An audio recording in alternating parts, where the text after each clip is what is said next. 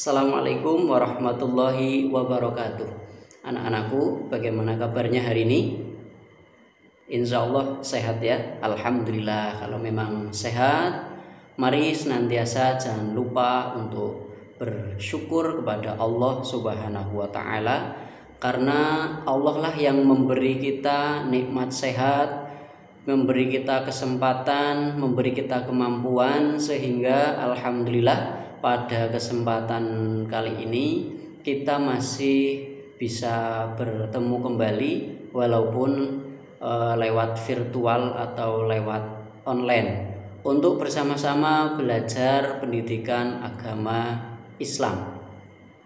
Dan sebelum kita mulai, mari kita awali dahulu dengan membaca doa sebelum belajar.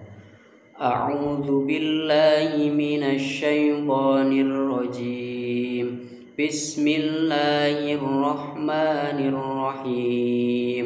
Rabbi zidni ilma warzuqni fahma. Amin ya rabbal alamin.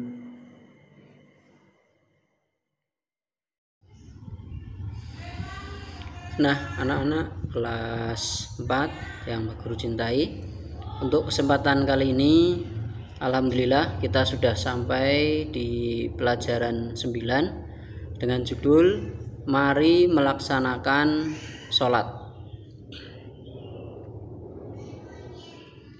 Nah, sebetulnya kenapa sih kita diperintahkan untuk sholat? Kemudian apa itu sholat dan hikmah apa yang bisa kita ambil dari kita melaksanakan sholat? Nanti kita akan belajar tentang keutamaan sholat, makna, termasuk makna bacaan sholat dan perilaku yang mencerminkan pemahaman dan pelaksanaan ibadah sholat. Anak-anak sebelumnya sudah tahu ya, sholat itu kapan mulai diwajibkan bagi umat Islam? Ya, betul sekali bahwa sholat itu adalah dimulai atau diperintahkan pertama kali yaitu setelah Nabi melaksanakan perjalanan Isra Mi'raj. Kemarin itu ya, tanggal 11 Maret, hari Kamis itu adalah hari untuk memperingati Isra Mi'raj. Isra Mi'raj itu apa? Isra Mi'raj adalah perjalanan Nabi dari Masjidil Haram ke Masjidil Aqsa, kemudian naik ke langit 7, kemudian bertemu dengan Allah, dan akhirnya mendapat perintah untuk disampaikan kepada umatnya, yaitu melaksanakan sholat wajib 5 waktu yang kita kenal sekarang. Ada sholat zuhur, sholat asar, sholat maghrib, sholat isya, dan sholat subuh. Nah, itu adalah sholat-sholat wajib yang harus dilaksanakan sehari semalam oleh semua orang Islam, atau dengan sebutan lain disebut juga dengan sholat fardu ya. Sholat fardu itu ya sholat wajib yang 5 waktu itu. Kemudian selanjutnya adalah keutamaan sholat. Mengapa ya kita semua kok harus sholat? Nah, tahukah kalian bahwa sholat ternyata memiliki beberapa keutamaan, antara lain 1. Sholat adalah termasuk rukun Islam yang kedua setelah syahadatain, atau setelah kita mengucapkan 2 kalimat syahadat, maka kewajiban kita sebagai orang Islam yang selanjutnya adalah melaksanakan sholat. Yang kedua, sholat diwajibkan atas muslim dan muslimah yang perintahnya disampaikan oleh Allah secara langsung.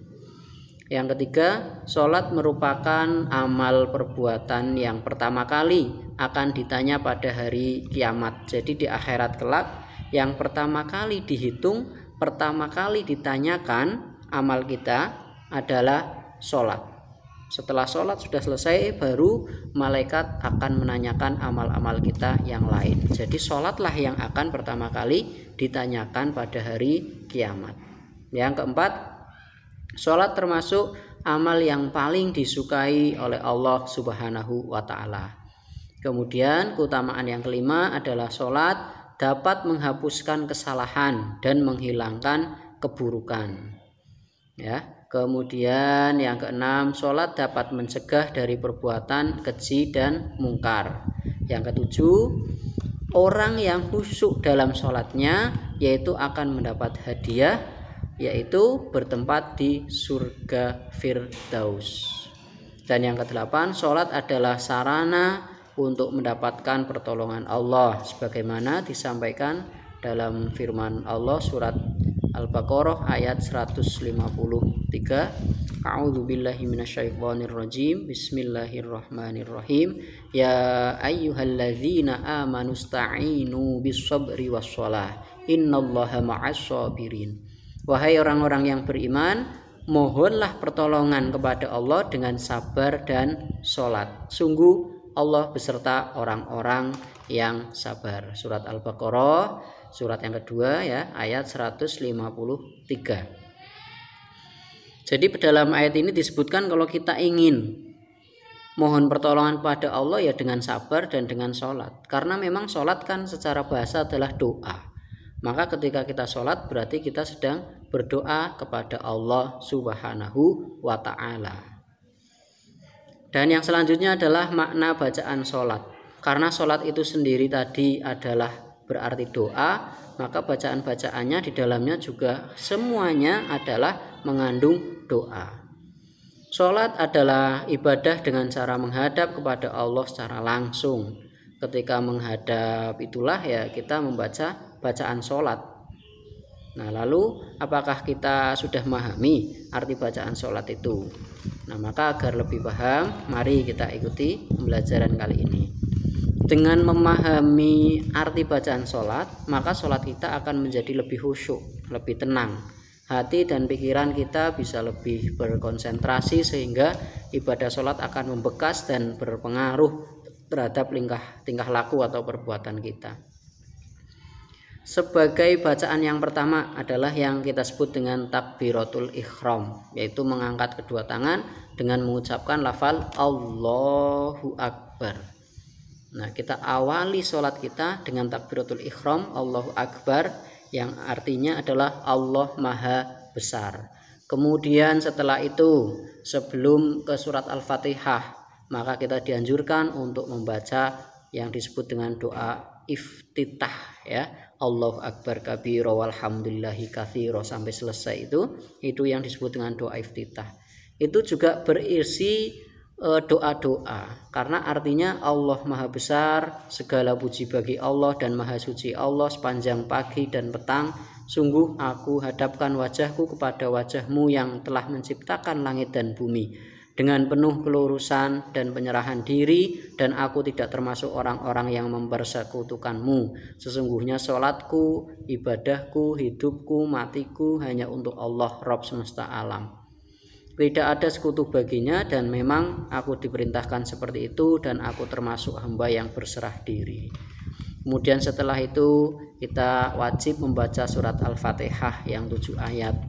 Al-Fatihah juga berisi tentang doa-doa, harapan-harapan kita, yang artinya dengan ayat ke-1 dengan nama Allah yang Maha Pengasih, Maha Penyayang. Ayat kedua segala puji bagi Allah Tuhan semesta alam. Ayat ketiga yang Maha Pengasih, Maha Penyayang. Ayat keempat pemilik hari pembalasan. Ayat kelima artinya hanya kepada Engkaulah kami menyembah dan hanya kepada Engkaulah kami mohon pertolongan. Ayat ke-6 ini yang jelas-jelas doa ya. Tunjukilah kami jalan yang lurus. Ayat ke-7 yaitu jalan orang-orang yang telah Engkau beri nikmat kepadanya, bukan jalan mereka yang dimurkai dan bukan pula jalan mereka yang sesat. Kemudian saat kita setelah itu baca surat pendek ya, kemudian ruku. Nah, ruku juga termasuk bacaan yang mengagungkan Allah. Subhana rabbiyal azimi wa bihamdih 3 kali itu. Artinya maha suci Tuhanku yang maha agung dan dengan segala puji baginya. Kemudian bangun dari ruku yang disebut dengan i'tidal. Kita juga membaca sami Allahu liman hamida, Rabbana lakal hamdu mil'us samawati wa mil'ul ardi wa mil'u ma syi'ta min syai'in ba'du. Itu juga berarti Allah sungguh mendengarkan para pemujinya. Ya Allah Tuhan kami, bagimu segala puji sepenuh langit dan bumi dan sepenuh barang yang kau kehendaki sesudah itu. Kemudian kita melakukan sujud, juga mengucapkan bacaan subhana rabbiyal a'la wa bihamdi, maha suci Robku yang maha tinggi dan dengan segala puji baginya. Kemudian saat kita duduk di antara dua sujud, juga kita membaca doa Rabbil ghfirli warhamni wajburni warfa'ni warzuqni wahdini wa'afini wa'fu anni. Ini isinya semuanya doa ya. Ya Allah, ampunilah aku, belas kasihanilah aku, cukupkanlah segala kekuranganku, angkatlah derajatku, berilah rizki kepadaku, berilah petunjuk kepadaku, berilah kesehatan kepadaku, dan berilah ampunan kepadaku. Kemudian di saat akhir dari sholat ya, kita juga membaca doa tahiyat atau doa akhir ya, ketika 2 rakaat ya, berarti di rakaat kedua sebelum salam, atau 3 rakaat atau 4 rakaat, intinya pada rakaat terakhir itu kita mengucapkan at-tahiyatul mubarakatus sholawatut thayyibatulillah sampai seterusnya. Itu juga mengandung doa yang berisikan segala kehormatan, keberkahan, kebahagiaan, dan kebaikan bagi Allah. Segala keselamatan tetap untuk engkau wahai Nabi, dan demikian juga rahmat Allah dan berkahnya. Mudah-mudahan keselamatan tetap untuk kami sekalian dan untuk para hamba Allah yang soleh. Aku bersaksi bahwa tiada Tuhan selain Allah, dan aku bersaksi bahwa Nabi Muhammad adalah utusan Allah. Ya Allah, lah ini doa, limpahkanlah rahmat kepada Nabi Muhammad dan atas keluarganya sebagaimana pernah engkau berikan rahmat kepada Nabi Ibrahim dan keluarganya, dan limpahkanlah berkah atas Nabi Muhammad beserta keluarganya sebagaimana engkau memberikan berkah kepada Nabi Ibrahim dan keluarganya. Di seluruh alam semesta engkaulah yang terpuji dan maha mulia. Dan sholat diakhiri dengan salam ya, assalamualaikum warahmatullahi. Itu ya, mudah-mudahan kesejahteraan dilimpahkan kepada kamu sekalian serta rahmat Allah. Nah itu, jadi secara keseluruhan sholat itu ya doa, berisi bacaan-bacaan doa yang kita panjatkan harapan kita kepada Allah. Ya, jadi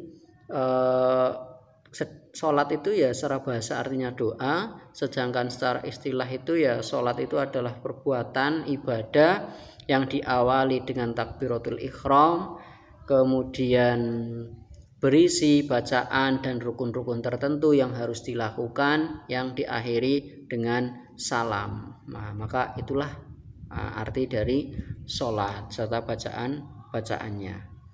Nah, demikian pembelajaran kita pada kesempatan kali ini. Mudah-mudahan bisa kita pahami dengan baik. Dan jika ada salah, mohon maaf yang sebesar-besarnya. Sampai bertemu di pembelajaran selanjutnya. Terima kasih. Billahi taufik wal hidayah. Wassalamualaikum warahmatullahi wabarakatuh.